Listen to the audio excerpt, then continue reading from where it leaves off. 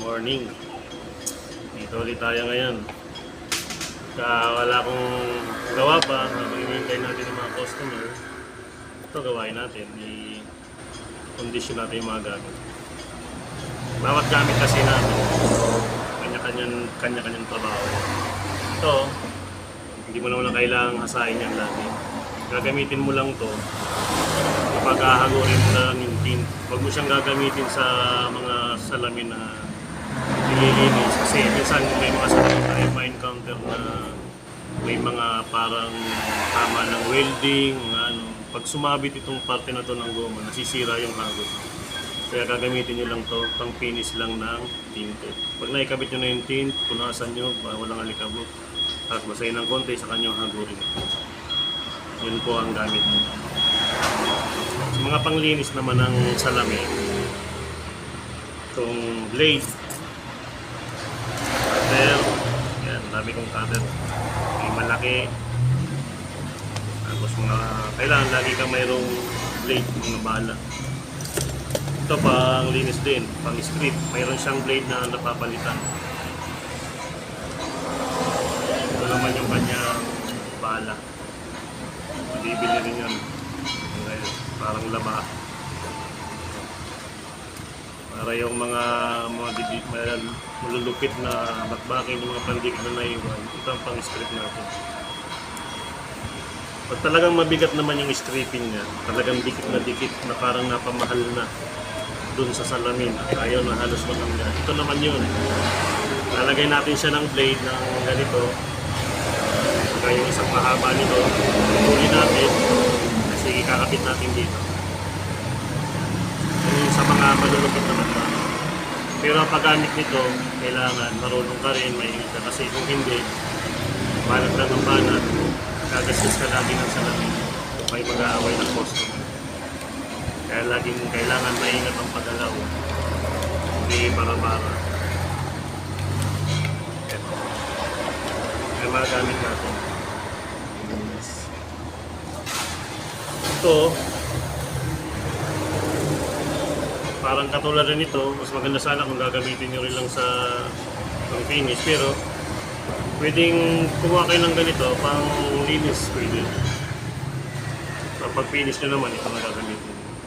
Pag maglinis kayo sa salamin, pwedeng gamitin ito. Sa mga papansin mo minsan, hindi nyo na kukuha ng gusto yung tubig, kailangan na-assign mo na siya. Assign siya. Ang gagamitin mong liha, yung mga 1, 2, 1,000, 1,500, 2,000. Yung mga lihang ganito. Ito naman, pwede rin panlinis, pagtanggal ng mga pandikit. Pero ito ang kailangan lagi kayong maingat pag ganito ang gamit nyo. Itong mga tinatawag natin stainless, mga bakal yan. Ganito.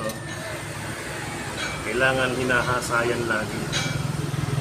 Ang hahasayan lang natin dyan, itong paikot. Pwede mo magamit yung paikot na yan sa panlilinis. Pwede rin panghagod.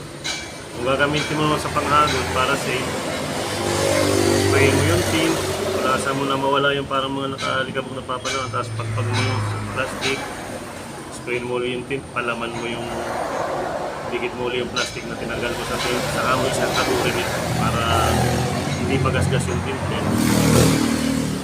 Maiwasan mong makapunit. Mapunit pa minsan yung pinatong mo lang ng plastic. Ito naman, kasi ito sa mga buwelo lang natin ito magagamit, mga buwelong hagurin. Pag yung maliliit, ito ang magagamit mo, mga pang quarter glass na tinatawag. Yung mga dulo na hindi maabot ng mga, kasi ito may kanto siya. Ito, mga pandulo na hindi maabot nito kasi tutukod-tukod sa ibang kanto. Ayan. Sa gamit, minsan, kahit mag-isa ka lang gumagawa, napapabilis yung trabaho natin pagka kumpleto ang ating gamit. At alaga, simple. Ganun ang dalawa. Alagaan natin, laging malinis, laging makinis. Tapos ito, gamit naman natin to pagka nagluluto tayo ng ting. Yung inuhulma natin siya. Ganun siya nagagamit. Kailangan kompleto lagi gamit mo, nakakondisyon. Lagi kang may blade. Huwag kang mawawala ng blade. Kasi minsan sa paglilinis, huwag natin titipirin yung blade. Dahil minsan na nasisira yung kabaho, dahil minsan puro kalawang na yung blade natin, pinipilit pa natin gamitin. Gasgas sa salamin, yun ang iiwasan natin lagi mga tinte. Sa mga baguhan, yun.